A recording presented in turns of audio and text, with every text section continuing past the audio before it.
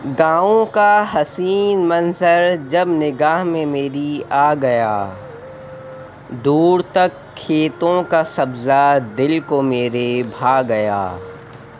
मुँह अंधेरे हारी हल बैल लेकर चल दिया, सुबह से लेके शाम तक अनथक मेहनत करता रहा। गाँव की गोरियों का पंघट पर तांता बंध गया, दूर कहीं चक्की की लय से एक समासा बंध गया। शाम होने लगी, हारी घर वापस आने लगे। दिन भर की थकावट के बाद कुछ सुकून पाने लगे। मट्टी के कच्चे मकानों से धुआं उठने लगा।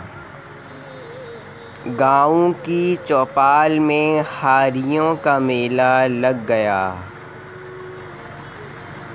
बागों में परिंदों का बसेरा होने लगा। सबका अपने अपने ठिकानों की तरफ सफ़र होने लगा। गाँव की सादा ज़िंदगी पर दिल भा गया सदफ। रोशनियों के इस शहर से दिल घबरा गया सदफ।